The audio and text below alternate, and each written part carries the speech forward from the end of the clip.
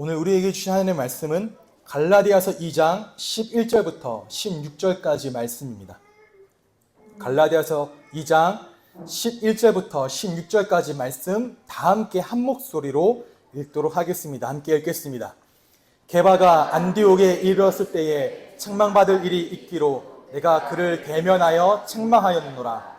야고보에게서 온 어떤 이들이 이르기 전에 게바가 이방인과 함께 먹다가 그들이 오매 그가 할례자들을 두려워하여 떠나 물러가매 남은 유대인들도 그와 같이 외식함으로 바나바도 그들의 외식에 유혹되었느니라.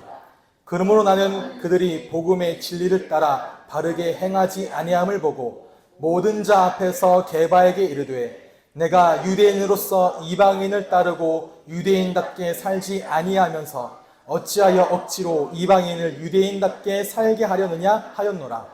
우리는 본래 유대인이요 이방 죄인이 아니로되 사람이 의롭게 되는 것은 율법의 행위로 말미암음이 아니요 오직 예수 그리스도를 믿음으로 말미암은 줄 알므로 우리도 그리스도 예수를 믿나니 이는 우리가 율법의 행위로서가 아니고 그리스도를 믿음으로써 의롭다함을 얻으려 함이라. 율법의 행위로서는 의롭다함을 얻을 육체가 없느니라. 아멘. 함께 읽은 말씀 가지고 복음의 길을 곧게 걸어갑시다 라는 제목으로 갈라디아서 5번째 시간을 함께 나누도록 하겠습니다.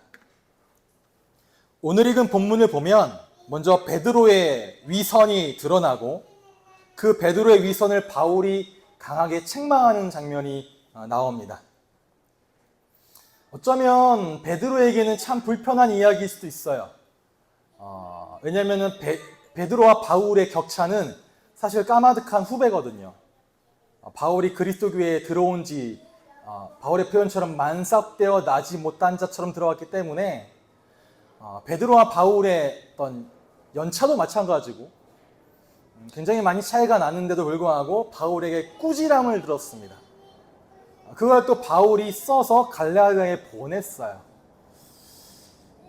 왜 그랬을까요? 그리고 이 성경은 단순히 사람의 편지가 아니라 하나님이 남기신 이야기, 말씀이기 때문에 그럼 하나님께서는 왜 그 베드로의 연약한 이야기를 그대로 성경에 실으시고 그 성경의 내용을 지금 우리에게까지 전달을 하시며 말씀하시니까 이런 베드로의 이야기를 통해 우리에게도 동일하게 그 베드로의 외식을 마주하게 하시는 거예요. 외식이라 쓰니까 그 외식을 생각하시는데 위선이라 하겠습니다. 위선을 마주하게 하시는 거예요. 나에게도 있는 그런 위선, 그리고 그 나에게 있는 그런 위선에 대해 바울의 책망을 나에게도 듣게 하시는 겁니다. 우리는 이제 어떠한 사람을 만나서 그 사람의 삶의 이야기를 들을 때들이 있죠. 또는 혹은 영화나 드라마 또는 책을 통해서 누군가의 인생을 마주하게 됩니다. 제가 찾아온 3가지 사례가 첫 번째가 유퀴즈예요. 유퀴즈에 굉장히 많은 사람들의 군상이 나오고 그 군상을 마주할 때 참 많은 어떤 깨달음 또는 돌이킴, 생각들을 많이 하게 됩니다. 평범한 사람들의 이야기 또는 유명한 사람들의 이야기, 성공한 사람들의 이야기들이지만 그들의 이야기를 진솔하게 이야기할 때 우리에게 뭔가 부딪혀 오는 점들이 있다는 거죠. 두 번째가 최근에 굉장히 유행했던 폭삭 소가수다입니다. 보신 분 계십니까? 다 보셨습니까? 네, 저는 못 봤습니다. 봐야 돼요? 네. 언제 보지? 어쨌든 되게 유명한 드라마였고 또 이 드라마에 나온 그 아버지의 이야기, 그 아버지가 누구죠? 보검이요. 보검이 이름이 뭐냐고. 관식이. 어떤 관식이라는 아버지의 삶을 통해 어떤 아버지상 또 그 아버지와 딸의 이야기, 그런 가정의 이야기들을 통해 많은 가정에 돌아봄을 줬다고 이야기를 들었고 또 많은 남편 아빠들에게 또 어떠한 핀잔의 내용이 되기도 하는 넌 관식 같지가 않다, 넌 반관식이다 이런 얘기 들었는데 그런 것처럼 내 인생을 마주하게 한다라는 거죠. 또는 책을 볼 때도 마찬가지인 것 같습니다. 어쨌든 누군가의 이야기를 마주할 때 우리에게 그런 질문을 들게 해요. 어떤 질문이냐? 과연 나는 지금까지 잘 살아가고 있는가? 과연 나는 나의 인생의 길을 잘 걸어가고 있는가이죠. 그리고 그런 질문들을 나에게 던질 때 때로는 그렇게 살지 못하고 있는 내 모습을 드러내는 것처럼 저들의 이야기가 내 인생에 뼈를 때리는 것 같은 그런 사실들을 날릴 때가 있습니다. 참 아프게 할 때가 있어요. 난 그렇게 못 사니까요. 난 그렇게 못 살아왔으니까요. 난 그런 마음이 안 되니까요. 근데 이런 점들은 특히 우리가 성경을 읽고 또는 주일날 설교를 들을 때도 그런 마음이 들 때가 있습니다. 특히 요즘 우리가 함께 나누고 있는 갈라디아서를 만나게 될 때 더욱 그러한 것 같습니다. 왜냐하면 갈라디아서는 우리에게 아주 선명하게 이야기를 합니다. 어떤 이야기를 하느냐? 다른 복음은 없어. 이 복음 안에만 참된 자유가 있다. 두 가지를 말하죠. 그러면서 우리에게 오늘 제가 묵상 질문으로 드린 내용처럼 너는 하나님의 시선보다 사람의 시선을 더 의식하며 살고 있지는 않느냐라고, 또 너의 말과 너의 삶은 복음의 진리와 일치해서 가고 있느냐라는 질문들, 그리고 너는 과연 이 복음의 길을 곧게 걸어가고 있니? 라는 질문들을 우리에게 계속 던지고 우리의 인생을 마주하게 한다는 거죠. 바울의 이야기를 통해, 바울의 서신을 통해 하나님은 우리에게 마주하게 하십니다. 그러니 이제 우리가 설교 이후에 찬양할 그 찬양의 가사인데요.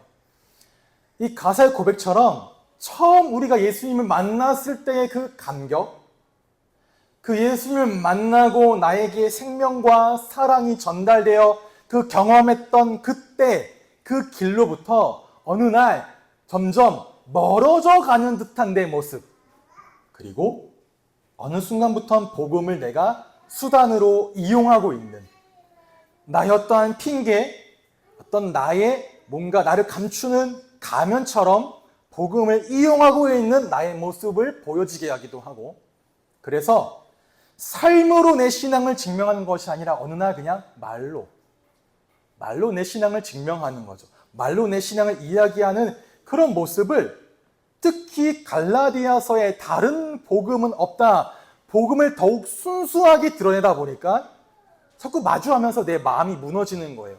우리 그럴 때가 있잖아요. 굉장히 순수한 모습, 굉장히 어떠한 깨끗한 모습을 보면은 경외감을 느끼면서 지저분한 내 모습이 보여질 때 참 그렇습니다.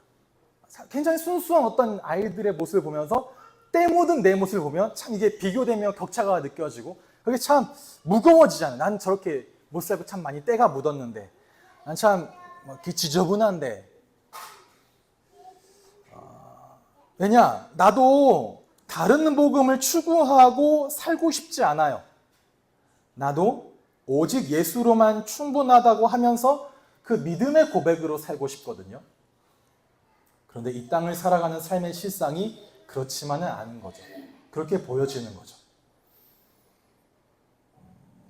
잘 안 되죠. 그래서 여기 앉아있는 저를 포함한 열이면 열 거의 다 말씀 앞에 섰을 때 난 참 잘 살고 있네, 또는 나는 잘하고 있네 라고 하는 사람은 흔치 않습니다. 잘 안 돼요. 저도 마찬가지지만 잘 안 돼요. 그런데 여러분, 잘 안 되는 게 정상입니다. 우리는 아직 이 땅을 살아가는 동안에 죄의 유혹이 오면 넘어지기도 해요. 그리고 인생에 고난이 오거나 상처를 받으면 그 앞에 쓰러지는 것도 정상입니다. 하지만 그런 우리 앞에 오늘의 본문은 뭐라고 말하느냐? 다시 복음으로 돌아오라고 말해요. 다시 복음으로 돌아오라고 말합니다. 16절을 보면 이렇게 말씀하십니다. 그러나 사람이 율법을 행하는 행위로 의롭게 되는 것이 아니라 예수 그리스도를 믿는 믿음으로 의롭게 되는 것임을 알고 우리도 그리스도 예수를 믿는 것입니다라고 말씀하십니다. 우리가 의롭게 되는 것은 율법을 행하는 행위로 의롭게 되는 것이 아니라 그리스도를 믿는 믿음, 즉 은혜로 되어지는 것처럼, 우리가 의롭게 된 것이 은혜로 되어진 것처럼 우리가 살아가면서 우리의 삶을 세우는 것도 은혜요. 우리가 하나님과의 관계를 유지하는 것도 은혜고, 나의 신앙, 나의 믿음을 지켜가는 것도 은혜로 되어진다는 거죠. 뭐가 아니라 율법을 행함이 아니라 그리스도를 믿는 그 믿음은 은혜로 주어지는 것이기 때문에 행함으로 나의 삶을 세우고, 행함으로 하나님과의 관계를 유지하고, 행함으로 나의 신앙을 지키는 것이 아니라 은혜로 되어진다는 거예요. 예수 그리스도를 믿는 믿음으로만 되어집니다. 그래서 신앙생활은 은혜로 시작되어지고, 은혜로 유지되어지고, 은혜로 완성되어지는 겁니다. 그런데 우리 마음에, 내 마음에 또는 내 습관에, 또 우리가 살아온 그런 문화 때문에 우리는 은혜로 구원을 받았는데 어느 순간부터, 아니 이 지점부터는 뭔가 나의 열심을 내야 될 것만 같아요.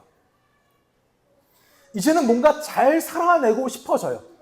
좀 힘을 얻었거든요. 좀 살아났거든요. 그러니 뭔가 좀 잘 해내고 싶고, 잘 살아내고 싶고, 또 열심히 뭔가를 해내고 싶어지는 거죠. 그런데 잘 안 되어지거든요. 그때 어떻게 해야 되느냐? 다시 복음 앞에 서야 되는 겁니다. 다시 복음 앞에 또 서야 되는 거예요. 다시 돌아가서 하나님의 은혜를 구하고 하나님의 은혜를 붙잡는 그 자리로 다시 돌아가 다시 나아가야 되는 겁니다. 그래서 우리가 갈라디아서 시리즈를 나누면서 이 시리즈의 주제가 뭐였습니까? 기억하십니까? 복음을 정한합니까? 복음을 만나다. 뭐라고요? 복음을 호흡이 안 맞는데 뭐라고요? 복음을 만나라는 거예요. 만나라는 거예요. 아까 봤던 내용들처럼 우리가 어떤 영화, 드라마, 서적, 어떤 사람들의 인생을 마주할 때 나를 돌아보게 되는 것처럼 복음을 마주하게 될 때, 복음을 만나게 될 때 내 삶 속에 질문하게 되는 거죠. 나는 과연 잘 살아내고 있나? 나는 과연 잘 걸어가고 있는가? 그 복음을 만나 그 질문을 나에게 다시 던지며 내 삶을 은혜의 자리로 이끌어가고, 내가 주인이 되고 내가 주어가 된 인생이 아니라 하나님이 주인 되시고 하나님이 주어가 되는 인생으로 나를 다시 돌이켜야 되는 거예요. 그렇게 복음을 만나는 은혜가 있기를 바랍니다.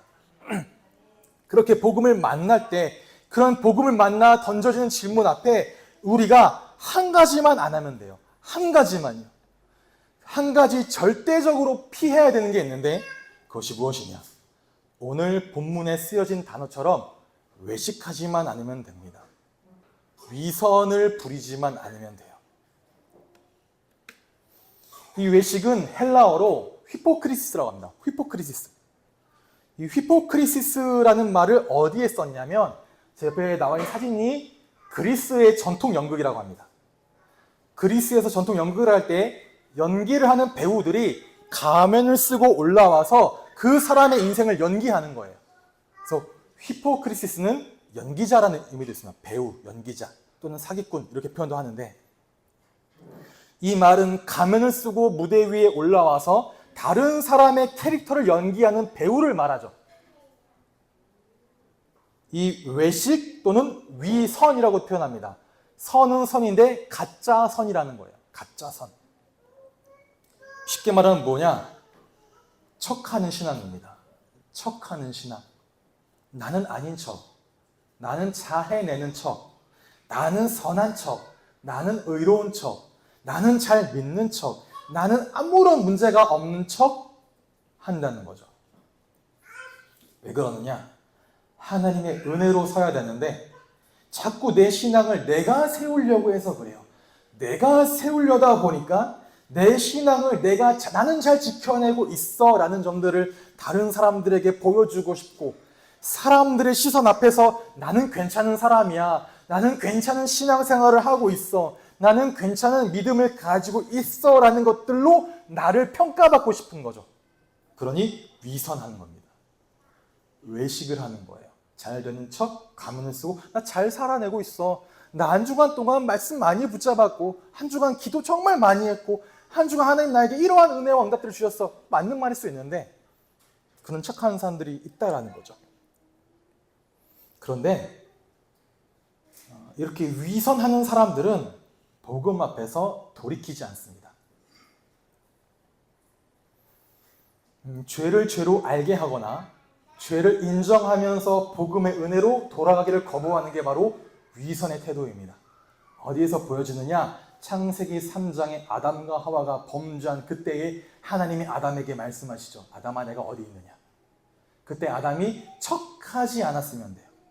근데 척하거든요. 안 먹은 척, 괜찮은 척, 안 밝아진 척. 하나님 모르십니까? 그러니 하나님의 은혜의 자리로 돌이키지 않는 겁니다. 그게 외식의 태도, 위선의 태도예요. 율법에는 세 가지 기능이 있습니다. 첫 번째가 뭐냐? 죄를 죄로 깨닫게 하는 게 율법이에요. 율법을 통해 내 죄를 깨닫게 합니다. 그 죄를 깨달으면 두 번째로 그 죄로부터 돌이켜 복음의 십자가의 복음으로 나아가게 만들어요. 율법은요. 율법은 초등교사라 복음으로 이끈다라고 말하죠. 그렇게 복음으로 이끌어 내가 복음으로 살아났다면 이제 내 삶을 복음 안에서 거룩하게 살아가도록 주어지는 가이드라인이 바로 율법입니다. 이 세 가지 기능이 있는 거예요. 그런데 외식하는 자, 위선자들은 율법 앞에서 돌이키지 않아요. 왜? 난 잘 지켜내고 있는 것 같거든. 난 잘 살아있는 것 같거든. 바리새인이 성전에 올라가서 외식하잖아요. 뭐로? 큰 소리로.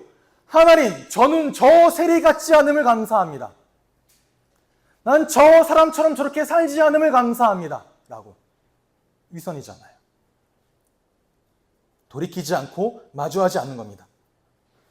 사랑하는 우리는 교회 성도 여러분, 복음을 다시 마주하기를 주저하지 마시기 바랍니다. 때로는 아파요. 때로는 힘들어요. 때로는 나를 너무 막해 못 살게 구는 것 같아요. 뭐가? 복음이, 말씀이, 하나님의 어떤 간섭들이.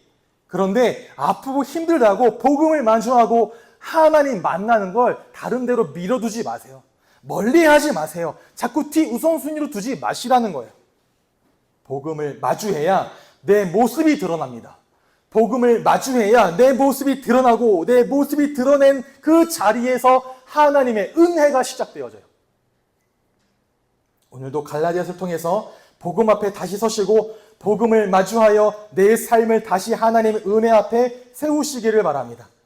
그래서 그 복음의 능력이 나의 가면을 벗겨내고 그 복음의 능력이 벗겨낸 나의 연약함을 덮어낸 나의 인생을 하나님의 은혜로 복음의 길을 곧게 가게 하는 그러한 그리스도인의 삶을 살게 하실 것입니다. 그런 은혜가 오늘 임하기를 주님의 이름으로 축복합니다. 본문을 다시 보면 이렇게 말씀하고 있습니다. 다 함께 11절부터 13절 읽어보도록 하겠습니다. 시작!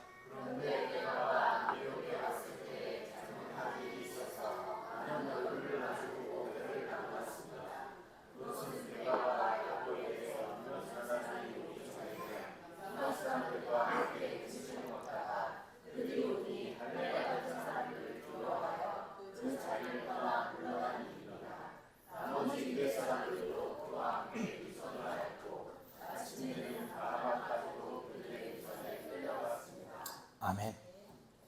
그래서 게바는 베드로의 아람어 이름이에요. 예를 들어서 사울이 유대식 이름이고 바울이 헬라식 이름인 것처럼 베드로의 아람어 이름이 게바인 거죠. 베드로가 어떠한 이유인지는 모르지만 어느 날 안디옥 교회를 방문했습니다.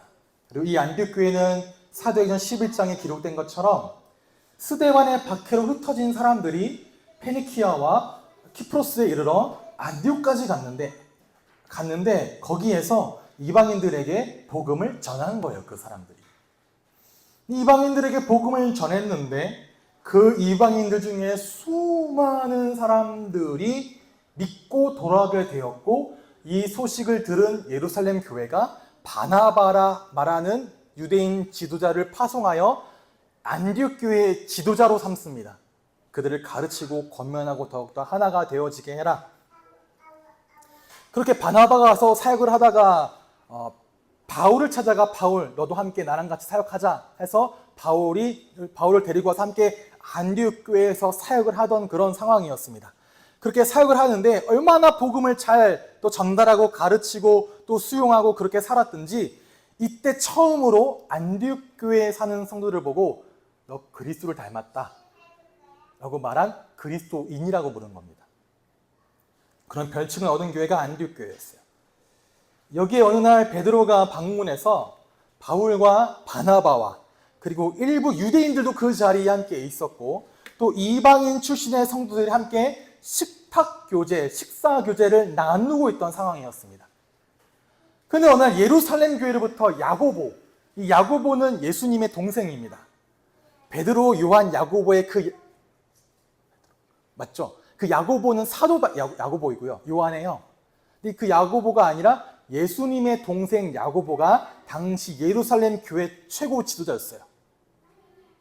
왜냐하면 여러 가지 식견도 있었고 율법적인 식견도 있었고 그런 충분한 지도자층에 갖출 만한 어떤 식견, 권위 여러 가지 것들이 예수님 동생 야고보에 있었거든요. 그래서 그걸 인정해서 야고보가 예루살렘 교회 최고 지도자였습니다. 그런데 이 야고보로부터 보냈다고 하는 사람들이 왔다는 소식을 베드로가 듣고는 그 자리에서 슬그머니 일어나 식사자를 떠나는 거예요. 이방인들과 갑자기 거리를 두는 거죠. 뭐 한 거냐? 안 그랬던 척 하는 거예요. 안 먹은 척, 안 사귄 척 하는 거죠. 그런데 베드로만 그런 것이 아니라 베드로가 그렇게 일어나서 슬쩍 자리를 피하는 모습을 보자 함께 자리하고 있던 유대인들도 아니 사도인 베드로도 저렇게 자리를 피하는 거 보니까 유대인인 우리도 이 자리에 있으면 안 되는 거 아니야? 안 되는 것 같아 라고 하면서 똑같이 자리를 피하는 거죠. 그리고 그런 모습에 누구? 안디옥 교회의 지도자인 바나바도 동일하게 그 모습에 동조하여 넘어가 버린 겁니다. 좀 굉장히 이상하겠죠? 만약 제가 그랬다고 치면 여러분들 마음에 뭐야 쟤 목사? 진짜 그런 상황이 아니 자기 성도들이잖아요. 그런데 피해서 도망가는 거예요. 여러분 위선이 왜 무서운지 아십니까? 그건 단순히 개인의 문제만이 아니라 공동체, 믿음의 공동체로 전염되어지고 그 공동체를 병들게 만들어버립니다. 위선은 조용히 퍼져나가서 신앙의 진정성을 훼손시켜요. 쟤도 척하니 나도 척하고 싶거든요. 그래서 나도 척하니 이 사람도 척하고 싶어지는 겁니다. 한 사람이 그러면 다른 사람도 나도 그런 척하게 되어져요. 그래서 여러분 교회 안에서만큼은 가면을 벗어버리셔야 됩니다. 그리고 그런 가면을 벗을 수 있도록 서로가 서로를 품어주고 안아주고 수용해주고 덮어줄 수 있는 그런 은혜의 공동체가 되어야 해요. 그래서 여러분이 만약에 구역에서 나눔을 하실 때, 교제를 하실 때 또는 신앙 안에서 신앙인과 함께 교제를 나누실 때 뭘 해야 되냐? 나의 위선을 벗고 나의 연약함과 나의 부족함을 드러내셔야 되는 겁니다. 그런데 연약함만 드러내는 것에서 멈추지 않고 연약함을 드러낸 그 자리에 하나님의 은혜를 붙들어 가지고 오셔야 되는 거예요. 위선의 모습을 보이는 것이 아닙니다. 벗어내요. 벗어냈다고 나 연약해, 나 부족해, 나 한 주가 너무 힘들게 살았어 라고 그냥 그 자리에 낙심하여 주저앉아 있는 게 아니에요. 또는 나 그렇게 힘들게 살았는데 괜찮아, 나 뭐 복음 있는데, 복음 깨달았는데, 복음 알고 있는데 라고 하면서 그냥 정신승리하는 것도 아닙니다. 나 힘들게 살았는데 괜찮아, 나 어려운데 괜찮아 라고 하는 것처럼 드러낸 자리 속에 은혜를 말하고 그 은혜가 내게 임하기를 구하는 겁니다. 우리의 고백이, 여러분의 고백이, 여러분의 나눔이 복음으로 연결되지 않으면 그냥 뭐로 끝나냐? 나의 자기 연민으로 끝나요. 그리고 다른 사람도 그냥 위로로 끝납니다. 그래 힘들었겠구나, 어려웠겠어 라고 하는. 그러나 복음을 통해 은혜를 고백하고 서로 은혜를 나눌 때 개인은 치유되어집니다. 그리고 공동체는 복음의 진리로 하나가 되어진다는 거죠. 지난주 말씀을 나눈 것처럼 복음의 순수성은 저절로 보존되지 않습니다. 누군가는 그걸 지켜내야 돼요. 때론 단호하게 결단해야 됩니다. 그래서 바울이 베드로를 질책하는 거예요.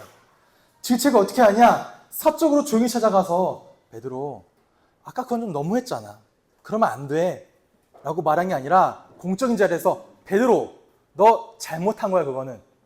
공개적으로 책망하고 공개적으로 꾸짖습니다. 왜냐? 단순히 베드로가 무례한 게 아니었어요. 식사하는데 그냥 먼저 일어나서 가버린 무례함을 꾸짖는 게 아닙니다.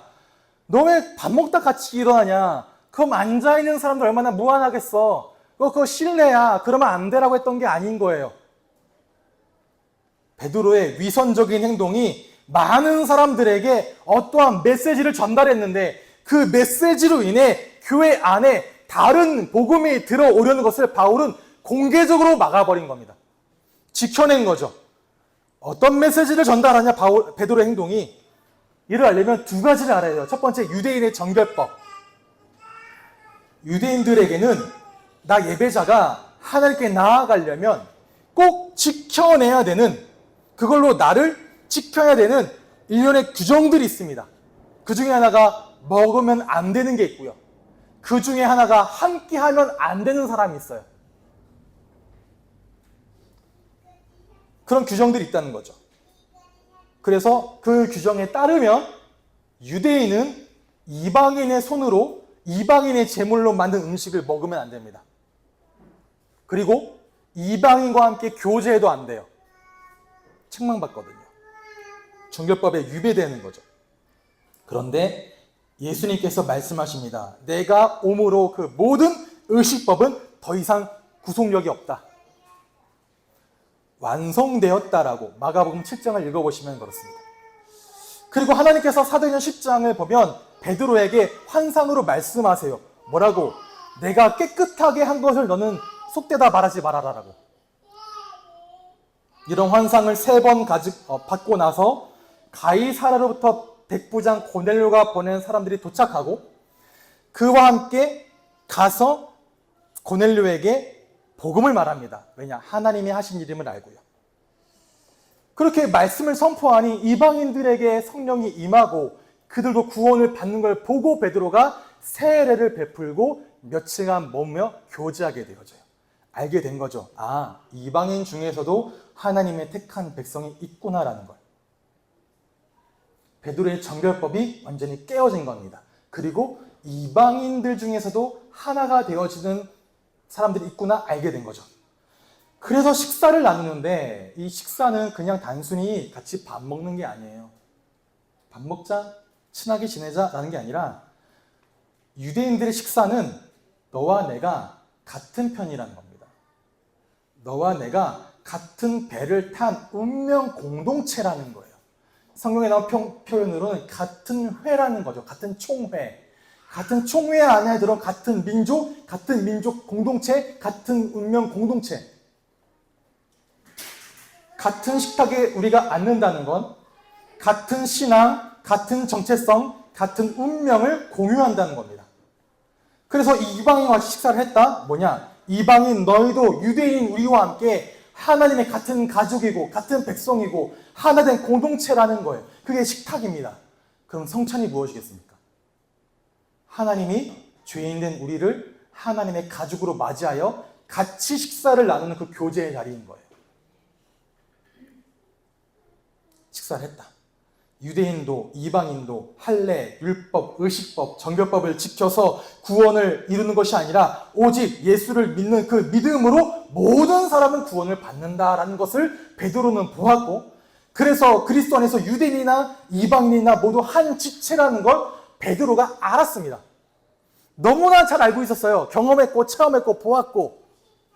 그래서 이제는 베드로는 이방인과 교제하는 게 거리끼지 않아요. 함께 식사를 하는 게 베드로에게는 걸림이 되지 않았습니다.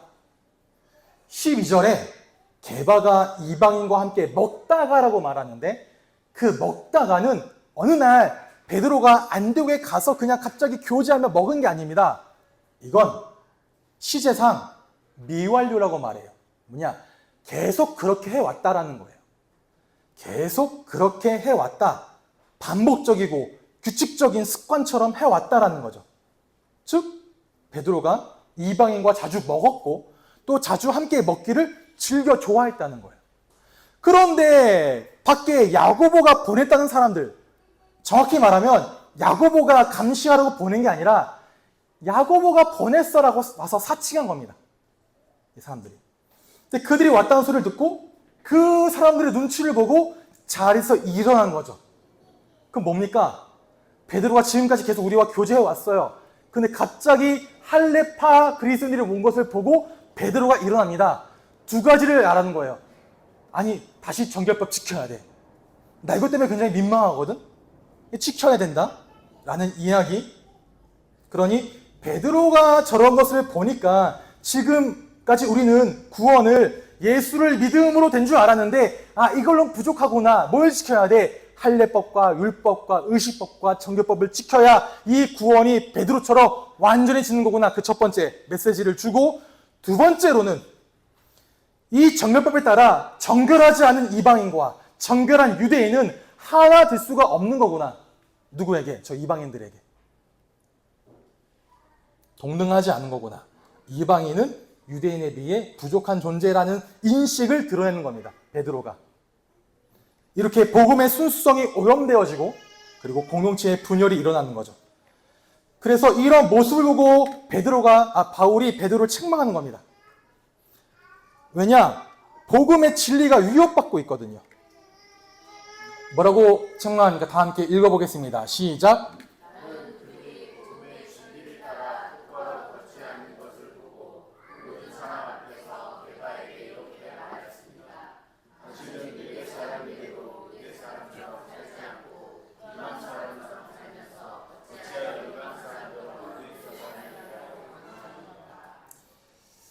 아니, 당신 유대인인데도 복음의 진리를 깨달아서 지금 이방인들과 사귀고 있잖아. 그들과 함께 먹고 있잖아. 너가 지금 사는 삶은 유대인처럼 살고 있지 않잖아. 그런데 어찌해서 너는 유대인처럼 살지 않는데 저 이방인들로 하여금 그리스도인이 아니라 왜 유대인이 되게 만드냐 너? 라는 말입니다. 왜 정결법을 지키고 의식법을 지켜서 구원을 받는다는 메시지를 전달하냐? 그 핵심이 뭐냐? 너는 왜 복음의 진리를 따라 똑바로 걷지 않느냐예요.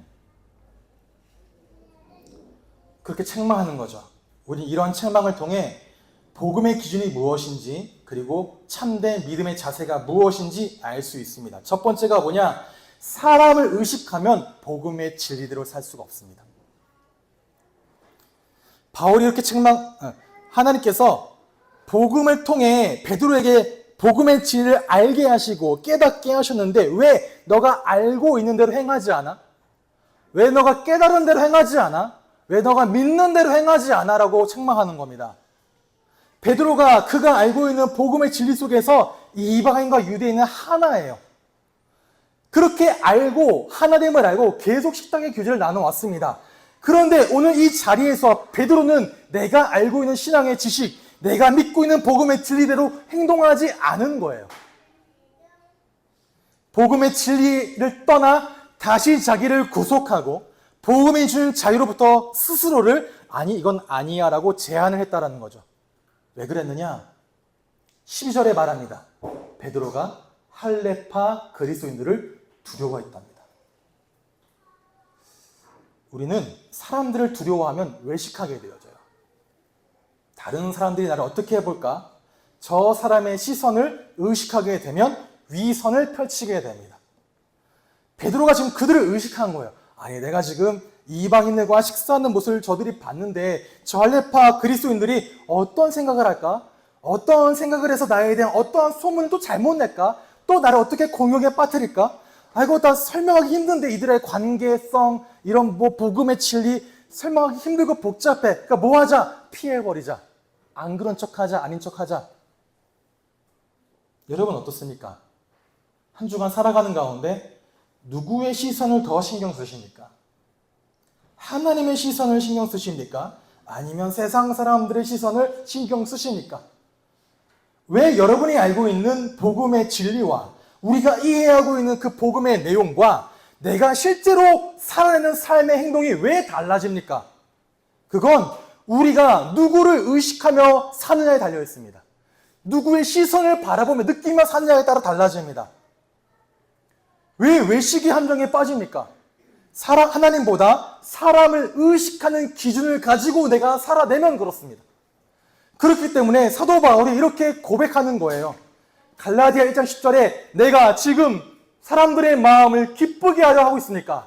아니면 하나님의 마음을 기쁘게 해드리려고 하고 있습니까? 아니면 사람의 환심을 사려고 하고 있습니까? 내가 아직도 사람의 환심을 사려고 한다면, 아직도 내가 사람의 눈치와 사람의 시선을 신경 써서 그것을 나의 기준으로 삼고자 한다면 나는 그리스도의 종이 아닙니다. 복음이 우리에게 자유를 주셨죠. 이 말은 그 어떤 것도 여러분의 머리에 올라올 수 없다라는 겁니다. 우리의 머리에 올라올 수 있는 분은 단 한 분, 누구? 그리스도 외엔 없다라는 겁니다. 지난주에 말씀드렸죠. 우리의 주인이 예수 그리스도. 그래서 여러분의 각자의 저울에, 인생의 저울에 예수 그리스도를 한쪽에 올려놓는다면 다른 한쪽에 동일하게 올려놓을 수 있는 건 없다. 다른 한쪽에 어떠한 가치라도 동일하게 올려놓으려고 하는 그 모든 시도에 대해서 뭐 하시라? 타협하지 마시라. 말씀드렸습니다. 어떠한 가치도, 어떠한 규례도, 어떠한 자랑도, 어떠한 물질도, 어떠한 모든 것도, 세상에 존재한 그 어떤 것도 복음과 동일하게 저울에 올려놓아 균형을 이룰 수 있는 것은 없습니다. 그럼 다시 말씀드립니다. 그 어떠한 것도 여러분의 머리 위에 올라올 수 없습니다. 그것이 돈이든 사랑이든 자랑이든 지식이든 권력이든 세상의 문화든 종교적인 이해든 그 어떤 것도 여러분의 신이 될 수 없다는 거예요. 다르게 말하면 예수 그리스도 외에 다른 그 어떠한 것도 우리의 완전한 기쁨이 될 수 없습니다. 하나님을 기뻐하는 것이 우리의 힘이요, 하나님을 기뻐하는 것이 여러분 인생의 목적입니다. 그럼 뭐 해야 되냐? 하나님 앞에 서시는 거예요. 하나님의 시선을 의식하는 겁니다. 사람의 시선이 아니라 하나님의 진리 앞에 서야 한다라는 거죠. 하나님의 진리 앞에 서면 복음의 진리대로 살아갈 수밖에 없게 됩니다. 우리가 알고 있는 복음의 진리대로 행할 수밖에 없다라는 거죠. 누구를 바라봐야 되느냐? 똑바로 걷는다고 합니다. 똑바로. 헬라어로 오르도포데오라고 합니다. 어떠한 선이 있는데 그 선을 따라 걷는 걸 보고 똑바로 걷는다고 합니다. 즉 복음의 진리란 선이 분명히 그어져 있고 그 선을 따라 걷는다는 거예요. 그림처럼 상상해 보시기 바랍니다. 복음이란 말하는 어떠한 평균대가 있습니다. 평균대. 거기에 내가 올라가서 똑바로 걸으려면 어떻게 해야 됩니까? 시선을 그 끝에 두고 걸어가야 돼요. 그렇죠? 내 시선을 고정시켜야 흔들리지 않습니다. 어떻게 되냐? 위선에 빠질까봐 두려워하지 말고 여러분의 시선을 그리스도께로 고정해야 위선에 빠지지 않는다는 거예요. 혹여나 내가 실패하지 않을까? 누가 날 보고 있지는 않는가? 이렇게 평균대 위를 뒤뚱뒤뚱하며 걷고 있는 내 모습을 다른 사람들이 나를 볼 때 우스꽝스럽게 보진 않을까? 복음의 진리대로 살고 있는 내 모습을 보며 비난, 비판, 조롱하지 않을까라는 그 시선을 두려워하는 순간, 그 시선에 두리번거리는 순간 뭐하냐? 넘어집니다.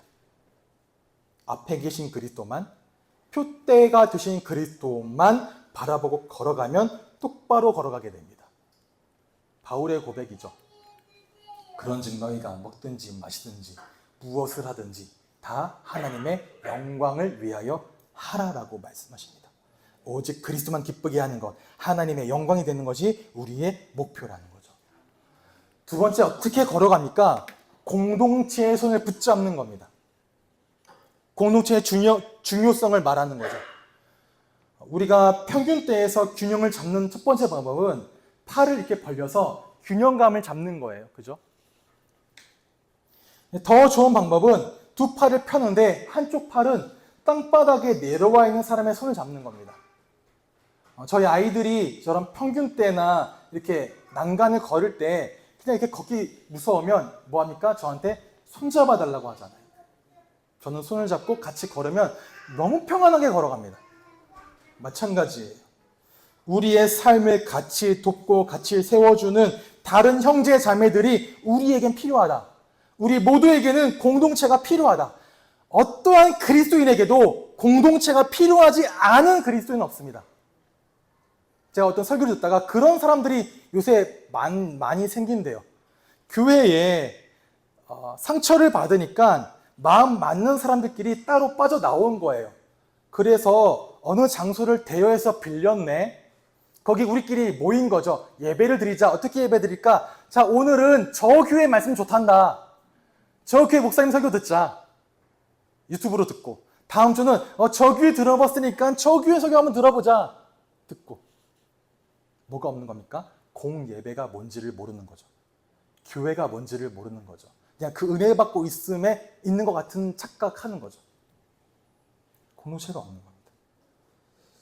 그냥 자기들끼리 좋은 대로, 좋아하는 대로, 좋은 모양대로. 혹시 그렇게 살아가고 계신 분들이 옆에 계십니까? 깨우쳐 오게 하십시오. 공동체로요. 어디가 되었든 어떤 공동체 서로가 서로를 사랑으로 받아들여주고 품어주는, 단순히 그냥 안아주고 위로하는 게 아닙니다. 만약에 베드로의 오늘이 외식의 자리에 바울이 없었으면 어떻게 됐겠습니까? 또는 그런 바울의 책망을 베드로가 듣고 고깝게 여기고 안 입게 여기고 베드로와 절교하면 어떻게 됐겠습니까? 근데 그런 내용이 전혀 없어요. 도리어 베드로는 바울을 보고 뭐라 말하냐? 우리가 사랑하는 형제 바울. 우리가 사랑하는 형제 바울이라 말합니다. 그렇죠? 서로를 인정하고 서로를 의지하고 서로를 세워준 거예요.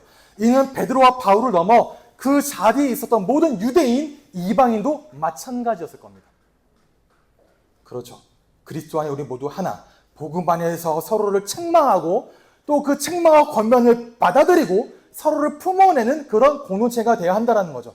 그리고 이 공동체는 내부만을 향하는 것이 아니라 뭐를? 나의 인식과 나의 구조를 넘어 세상의 이웃에게로 나아가야 됩니다. 누구든지 다 나아올 수 있도록 복음 안에 건강히 세워가는 그런 공동체가 되어야 한다는 거죠. 세 번째입니다. 모든 것은 하나님의 은혜로 되어집니다. 16절을 달진 않겠는데요. 이 구절은 갈라디아서 전체에서 말하는 이신칭의 교리를 나타내요. 다음 주에 더 자세하게 다루겠습니다만 다다음 주가 되겠네요. 우리가 붙들어야 될 메시지가 오늘 말씀에서는 무엇이냐? 우리의 의는 우리의 행위로 주어지는 것이 아니라 예수 그리스도를 믿는 믿음으로 말미암아 주어진다는 겁니다. 믿음도 하나님의 선물이라는 거죠. 복음 앞에 넘어집니다. 흔들립니다. 왜냐? 연약해서 그래요. 근데 괜찮습니다. 왜냐? 다시 우리를 일으키시는 하나님의 은혜가 여전히 존재해서 그렇습니다. 처음 던진 질문을 기억해 보세요. 너는 하나님의 시선보다 사람들의 시선을 더 의식하며 살고 있지 않느냐? 너의 말과 너의 삶은 복음의 진리와 일치하고 있느냐? 또 너는 과연 이 복음의 길을 곧게 걸어가고 있느냐? 라는 질문 앞에 우리는 정직하게 대답하기 참 어렵습니다. 넘어지고 실패하기도 해요. 그럼에도 불구하고 괜찮음은 하나님이 괜찮다 하십니다. 나의 은혜가 너를 덮고 그리스도가 이룬 그 의를 은혜로 너에게 전가했다 하십니다. 그게 우리를 붙들어요. 그래서 복음의 길을 끝까지 곧게 걸어갈 수 있는 이유는 우리 안에 의로운 어떤 행함이나 선함이나 의가 있어서가 아니라 하나님의 은혜가 완전해서 그렇습니다.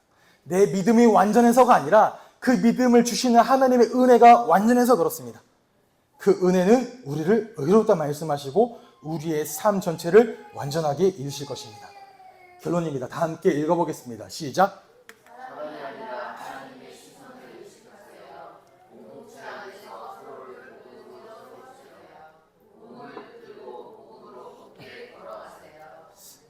날마다 복음을 마주하시고요. 그 복음이 다시 써내려가는 여러분들의 이야기, 그걸 믿음으로 순종하면서 복음으로 곧게 걸어가시기를 바랍니다. 그 은혜로 살아가시는 우리는 교회 모든 성도되시기를 주님의 이름으로 축복합니다.